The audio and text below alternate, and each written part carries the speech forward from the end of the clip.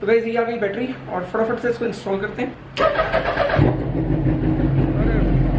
कभी भी आप मार्केट से कोई भी ब्रांड उठा के मत लगाइए, अदरवाइज आपको भी वही प्रॉब्लम झेलनी पड़ेगी।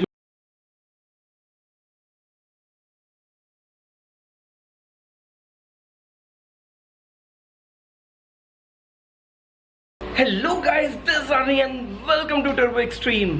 कैसी है अपनी टर्बो फैमिली? तो अभी दोपहर के 3 बज रहे हैं। गर्मी का कहर बिल्कुल नेक्स्ट लेवल, मतलब इतनी गर्मी हो रही है ना बाहर की, बर्दाश्त के बाहर हो चुकी है। कार का एसी भी ऑलमोस्ट काम नहीं कर रहा है, तो गर्मी अपने पीक पे। पर अपन काम करना नहीं छोड़ सकते, तो काम तो करना पड़ेगा। आज चल रहे हैं दिल्ली कुछ स्पेशल काम के लिए। तो एक काम करते हैं, सीधा पहले दिल्ली चलते हैं, फिर बताता हूँ कि स्पेशल काम क्या है और मैं किससे मिलने जा रहा हूँ। क्या होना है? वो ग्लूकॉन डी बना रही हूँ, वो रास्ते में पीने के लिए। ग्लूकॉन डी बना रहे हो रास्ते में पीने के लिए? तो कॉफी मेरे लिए बनाई थी? कॉफी आपके लिए बन गई है, मैं अपने लिए ग्लूकॉन डी रेडी कर रही हूँ। कॉफी मैं भी पीऊंगी, ऐसा नहीं आप अकेले पियोगे, पर ग्लूकॉन डी सिर्फ मेरे लिए आपका। ग्लूकॉन डी मिक्स कॉफी, वो जब जो मन करेगा मैं पी जाऊंगी। तो इनको मैं अपने साथ ले जा रहा हूँ, क्योंकि क्या ये घर पे बैठ के बोर हो जाएंगी, तो मेरे को लगा कि चलो साथ में ले जाता हूँ, इनका भी टाइम पास हो जाएगा और इनको अच्छा लगता है जब मैं इनसे बातें करता रहता हूँ, थोड़ा परेशान करता रहता हूँ। तो हाथ आ रहे हैं वैसे, मेरा बस चले तो ना मैं ऐसे दबा दूं बस। बिल्ली ऐसे ही पंजे मारती है ना गर्दन पे। और वायरल पे कब्जा कर लूं। अरे मैं तो दहेज में दे दूंगा, शादी कर लो, मान लो। तो मैंने इतना बढ़िया ऑफर दिया इसको, मैंने कहा एक काम करो, तुम शादी कर लो, तुम्हें दहेज में क्या चाहिए मुझे बता दो। शशि, मैं, मम्मी, शिवम सब मिलके एक पर्टिकुलर एक चीज कोई बढ़िया से दे देंगे। इसने कहा वायरल, मैंने कहा वायरल दी, पर अभी भी शादी नहीं कर रही। बोलो देख लो भाई, कोई लड़का हो तो। जब मुझे बिना शादी के वायरल के साथ साथ बीएन भी चलाने को मिलेगी और बाकी जो नेक्स्ट बाइक आएगी वो भी चलाने को मिलेगी, तो फिर मैं एक पे क्यों टिकूं? मैं सबका मजा लूंगी। 2 hours later. तो यार फाइनली मैं लोकेशन पे पहुंच गया हूँ। टाइम हो गया वैसे 4:45 और ऑनेस्टली बताऊं तो ऑलमोस्ट 1 घंटे से तो हम सिर्फ चिट चैट कर रहे थे। मैंने कहा चलो बात कर लेते हैं ऐसे ही, तो थोड़ा सा टाइम पास हो जाता। तो ये बैठी मैडम, बताना चाहिए था। बताना चाहिए था, तो ये बताना चाहिए, मतलब कैमरे में आने के लिए तैयार रहना चाहिए। भाई यहाँ पे स्पेशल गेस्ट, हाय हेलो कर दो भाई। हाय। तो मैं इनसे कैसे मिला वो एग्जैक्टली स्टोरी बताता हूँ, और मैं यहाँ पे क्यों आया हूँ वो भी अब रिवील कर ही देता हूँ। बहुत देर हो गई, मतलब मैंने बहुत सस्पेंस रखा हुआ है, तो सस्पेंस रिवील कर देता हूँ। तो भाई मैंने इनको भैया को पास में बुला लिया है। तो ये है विमित सचदेवा। तो इनसे पहली बार वैसे मैं मिला था, अपन गोवा में मिले थे। तो गोवा में भी बड़े मतलब ऐसे मिले कि गोवा में ना एक्चुअली एयरपोर्ट बहुत दूर है, और वहाँ से जो हमारा इवेंट लोकेशन था, जो राइडर फेस्टिवल में हम गए थे, वो बहुत दूर था। तो हम मिले, ऐसे ही बातचीत हुई। तो मेरे ख्याल से आपके साथ में फ्रेंड थे, उन्होंने मुझे पहचान लिया था। क्या था? उन्होंने मुझे पहचान लिया था। तो इनके साथ में एक फ्रेंड थे, उन्होंने मुझे पहचान लिया कि आप यूट्यूबर हो, आपका चैनल मैं फॉलो करता हूँ। तो यार मेरे को तो वैसे भी कैब लेनी थी, and cab was very expensive, है ना? हम रात को मेरे ख्याल से कितने 2 बजे के आसपास, ऑलमोस्ट 1:30। तो रात को करीब 1:30 मतलब 1:30 बजे के आसपास वहाँ पे जब कैब का रेट पूछा, तो दे आस्क्ड मी 1800, राइट 1800 मेरे को याद आ गया, 1800 रुपीज़ मांगे। तो अब 1800 में मैंने अकेले नहीं जाना था, ये 1800 में हम तीनों जा सकते थे। तो हमने ऐसे ही बातचीत की और हमने कैब को पूल कर लिया और वहाँ पे पैसे थोड़े से बचा लिए। तो पैसा तो अपना ही है, बचा लेना चाहिए। तो एनीवेज वहाँ पे तो खैर इतनी बात नहीं हो पाई। इन्होंने मुझे बताया ज़रूर था कि इनका एक ब्रांड है क्रैंक 1, इन्होंने वहाँ पे स्टॉल भी लगाई हुई थी, और स्टॉल का रिस्पॉन्स कैसा था आपका? बहुत अच्छा रिस्पॉन्स। तो उसके बाद अभी न्यू स्टोरी चालू हुई, वो थोड़ी डिफरेंट हुई। तो पहले वो स्टोरी बताता हूँ। तो भाई स्टोरी शुरू हुई जब मैं लखनऊ जा रहा था और बाइक की अपनी बैटरी डाउन हो गई। तो बैटरी डाउन होने की वजह से क्या हुआ कि वहाँ पे मैं धक्का मार के स्टार्ट करके ले तो गया, बट लखनऊ जाके मेरे को बैटरी कोई भी मिली नहीं। सुपर बाइक्स की बैटरी इतनी ईजिली मिलती नहीं है, अवेलेबिलिटी की काफ़ी प्रॉब्लम होती है। एंड वहाँ पे मैंने लगा ली एक एमरॉन की बैटरी जो KTM RC 390 की होती है। तो काफ़ी लोगों से जब डिस्कस हुआ तो उन्होंने कहा कि आप बैटरी एक बार लगा लो और आपकी बाइक स्टार्ट हो जाएगी, कोई प्रॉब्लम नहीं आएगी। बट इशू ये हुआ कि जब बैटरी लगाने के बाद वहाँ से तो बाइक यहाँ तक आ गई, दिल्ली तक। दिल्ली में फिर बाइक आके मैंने खड़ी कर दी, एंड 15 दिन बाद जब स्टार्ट की तो बाइक वापस से स्टार्ट नहीं हुई, ब्रांड न्यू बैटरी के साथ भी, जबकि वो 12 वोल्ट की बैटरी थी और related to nearby configuration की बैटरी थी। बट क्यों हुआ वो अब उसके लिए मैं एक्चुअली काफ़ी देर से 1 घंटे से बात कर रहे थे, तो मैंने तो समझ लिया, बट आप लोग भी अब समझ लो कि क्या प्रॉब्लम हुई, क्यों होता है। वो एक्चुअली भैया बताएंगे थोड़ा सा शॉर्ट में, ज़्यादा लंबा नहीं रखेंगे, शॉर्ट में बताएंगे। तो भाई वो एक्चुअल में जब बैटरी लगाई उस टाइम तो स्टार्ट हो गई, ठीक है, लखनऊ में तो फर्स्ट क्लास स्टार्ट हो गई, वापस लेके आया, वापस आके भी घर पे स्टार्ट हो गई थी। बट उसके जब 15 दिन के बाद मैंने स्टार्ट की, 15 दिन तक मैं राइड पे नहीं जा पाया, तो स्टार्ट ही नहीं हुई। तो क्या रीज़न हो सकता है? देखिए उसका रीजन क्या है कि जो बैटरी आपने लगाई थी केटीएम की, केटीएम जो है 390 सीसी होती है, 400 सीसी होती है, तो हर बाइक के अंदर जो बैटरी बनती है ना वो उस तरह से डिजाइन की जाती है कि उसको 300 सीसी या 400 सीसी के इंजन को स्टार्ट करना है। ठीक है। उसके बाद अगर आपने उसको यहाँ के हायर सीसी इंजन में लगाया, 800 सीसी इंजन में लगाया, 1000 सीसी इंजन में लगाया, तो वर्क नहीं करेगी। तो मैं सब व्यूअर्स को रिकमेंड करूंगा कि सुपर बाइक्स के अंदर हमेशा सुपर बाइक स्पेशल बैटरीज जो आती हैं उन्हीं को लगाएं। कभी भी आप मार्केट से कोई भी ब्रांड उठा के मत लगाइए, अदरवाइज आपको भी वही प्रॉब्लम झेलनी पड़ेगी जो एनी भाई को झेलनी पड़ेगी, रास्ते में कभी प्रॉब्लम आ सकती है। एक्चुअल में क्या हुआ, मतलब हम तो खैर बहुत लंबा डिस्कशन हुआ है, मैं बहुत टेक्निकली समझ रहा था। तो टेक्निकली भैया ने ये बताया कि एक्चुअल में वही जो सीसी वाली बात बताई कि वो बाइक के लिए डिजाइन की गई है वो बैटरी। ऐसा नहीं है कि मतलब अगर सब कुछ सेम होता तो डेफिनेटली हर कंपनी बना लेती। एक चीज़ मैं वो बीच में बोलना चाहूँगा, जैसे कि लोग ये करते हैं कि 12 एम्पियर का बैटरी लेना है, उन्होंने देखा कि कोई एक्साइड एम्पियर या कोई भी ब्रांड का बैटरी 12 एम्पियर 10 एम्पियर का है, तो मुझे 10 एम्पियर लगाना है। एम्पियर से कुछ नहीं होता है, बैटरी के अंदर सीसी भी मैटर करता है, कोल्ड क्रैंकिंग एम्पियर्स होते हैं उसके, और अंदर बाकी फंक्शनिंग्स भी होती हैं। तो एम्पियर मैच करके सिर्फ आप बैटरी का फिटमेंट नहीं देख सकते, आपको ये देखना है कि जब आपने बाइक शोरूम से खरीदी थी तो उसका फिटमेंट क्या था। फिटमेंट उसका 12 ABS था, 12 BS था, 10S था, सेम फिटमेंट का बैटरी मार्केट से खरीदिए, चाहे कोई भी ब्रांड का खरीदिए, बट मॉडल वही होना चाहिए।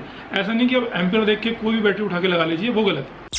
मैंने एक्चुअली बात की सत्या भाई से, सत्या भाई मतलब अपने ब्रॉस ग्रुप के मेंबर की। मैंने कहा भाई वो बैटरी का ऐसे ही मतलब ग्रुप में डिस्कशन चल रहा था, तो उन्होंने मुझे रिकमेंड किया क्रैंक 1, और वहाँ पे जब नाम आया ना क्रैंक 1, तब मुझे भाई की एक्चुअली याद आ गई।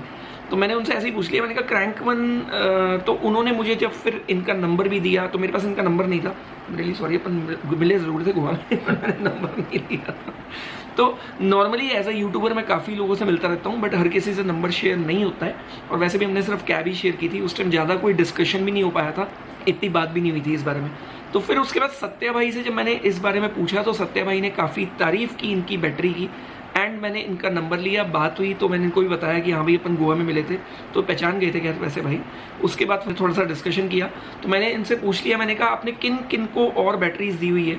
तो इन्होंने जो 5-7 नाम और लिए, उसमें से एक नाम और निकला अश्विन भाई का। तो मैंने उनसे बात की, उनको फ़ोन किया कि हाँ भाई क्रैंक 1 बैटरी की क्या रिपोर्ट है। तो देखो इसमें कोई बुरा मानने वाली बात नहीं है, मेरे ख्याल से आप भी बुरा नहीं मानोगे, कि अपन कोई भी चीज़ ऐसी नहीं लेते हैं जिसके बारे में हमें पता नहीं है, तो उस पर स्टडी कर लेना चाहिए, स्पेशली यूज़र रिव्यू ले लेने चाहिए। तो मैं एग्जैक्टली यूज़र रिव्यू ले रहा था, तो सत्या भाई ने तारीफ़ की। उसके बाद अश्विन भाई ने मुझे एग्जैक्टली ये कहा कि भाई बैटरी बहुत बढ़िया है, मैंने अपनी R1 में लगा रखी है और मुझे कोई प्रॉब्लम नहीं आई। और उन्होंने एक चीज़ बहुत अच्छी बोली कि सर्विस बैकअप बहुत अच्छा है। सर्विस बैकअप मतलब उनकी बैटरी वो लेके गए यहाँ से और उन्होंने लगाई ही नहीं काफ़ी टाइम तक, एक डेढ़ महीना शायद उन्होंने हाँ जी, उन्होंने यूज़ नहीं करी। और उसके बाद उन्होंने मुझे बोला कि ये चेंज कर दीजिए, ऐसा कुछ इशू आया था काफ़ी टाइम हो गया, बट मैंने चेंज कर दिया था। हाँ, तो उन्होंने क्या है वही इनके पास वो लेके आए और इन्होंने एक्चुअली बैटरी चेंज ही करके वापस पकड़ा दी। तो उन्होंने यही तारीफ़ की, एग्जैक्टली उन्होंने यही बोला कि हाँ भाई बैटरी बहुत बढ़िया है, बैटरी में कोई इशू नहीं है। इवन सर्विस पार्ट पे उन्होंने बहुत ही बढ़िया बोला। क्या एक चीज़ लेना बहुत आसान होता है, मेन सर्विस ही होती है, मैं जो मानता हूँ। तो ये हो भाई अनबॉक्सिंग कर रहे हैं, भाई खुद ही कर रहे हैं, मैं नहीं कर रहा।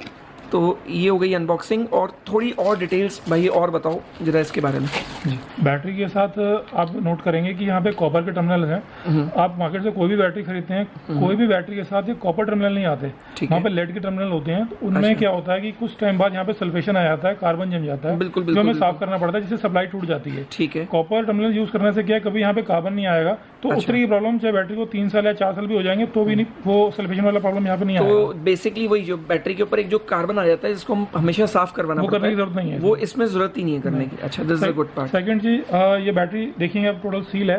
ये इसका मतलब इसमें कोई आपको मेंटेनेंस नहीं करनी है, मेंटेनेंस फ्री है। ठीक है। बैटरी की वारंटी हमारे सीरियल नंबर से ट्रैक हो जाती है, जो हमारे यहाँ सिस्टम में, ठीक है, ये सीरियल नंबर है, अपडेट होके करता है। ठीक है। हम कोई भी इसके अलावा ये बैटरी का डिजाइन है, नॉर्मली जो बैटरीज मार्केट में आती हैं वो उनमें युवासा का बैटरी लगी होती है। ठीक है। तो कौन सा युवासा का मॉडल इसका रिप्लेसमेंट है वो इसमें लिखा हुआ है, देखिए ध्यान से।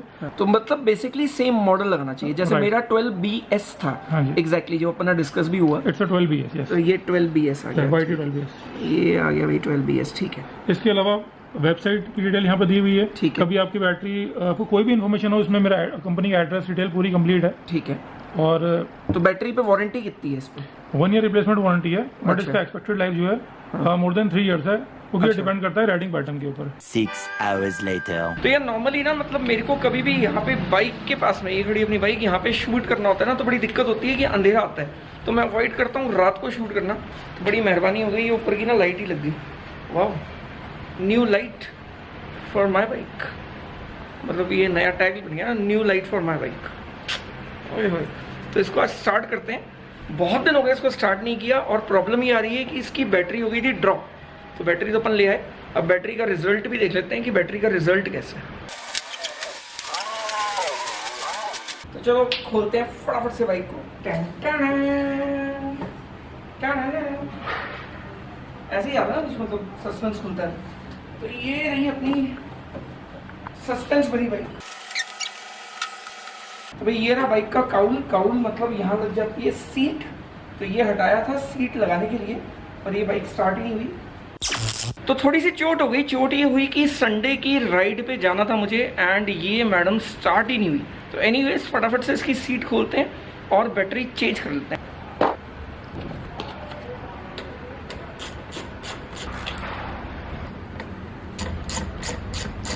तो ये रही इसके अंदर बैटरी, एमरॉन की लगी हुई है, जो KTM RC 390 की है, जो मैंने लखनऊ से लगाई थी। और इस बैटरी को हटाने से पहले, दूसरी बैटरी लगाने से पहले, एक बार बाइक को स्टार्ट करके चेक कर लेते हैं कि पोजीशन क्या है, इस बैटरी पे स्टार्ट होती है या नहीं होती है। ठीक है,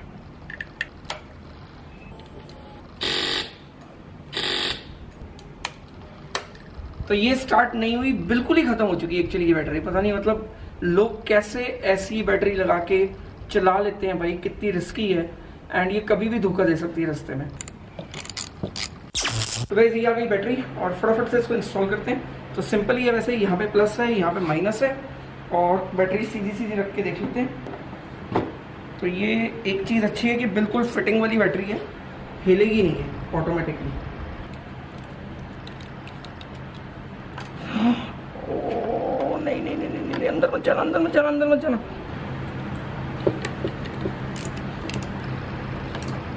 तो वैसे ज़्यादा टाइम नहीं लगा बैटरी लगाने में, और अब स्टार्ट करते हैं बाइक को। टचवुड बस स्टार्ट हो जाए, वैसे मुझे कंप्लीट यकीन है कि स्टार्ट हो जाएगी। तो ये लग गई बैटरी फाइनली, और इसको कवर कर देते हैं। हुई तो बड़ी सही है, चाबी तो बिल्कुल सही ऑन हुई है।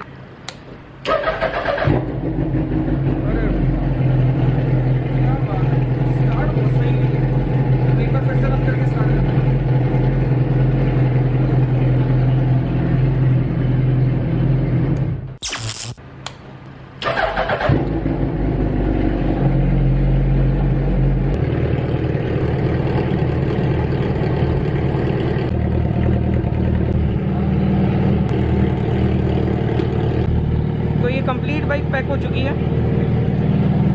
और ये टेम्परेचर आ चुका है। तो अब इसको बंद कर देते हैं एक बार। तो टाइम हो रहा है एग्जैक्टली 10:25 रात के, और टेम्परेचर डाउन हो चुका था। तो वैसे ये बंद करते हैं ना, तब टेम्परेचर फुल पे चला जाता है, एंड जब अपन ऑन करते हैं तब ऑटोमेटिकली अपनी जगह पे आ जाता है। अब एक बार दोबारा स्टार्ट करके देख लेते हैं।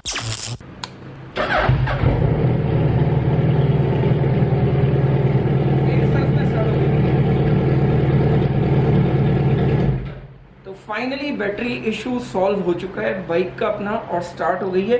अब लास्ट का जो चीज़ है वो ये है कि ये वाला जो पार्ट है, ये जो टूट गया है, इसको ठीक कराना है। इसका ऊपर का फ्रेम स्लाइडर जो होता है वो परचेज करना है, अगर नहीं मिलेगा तो नए खरीदने पड़ेंगे।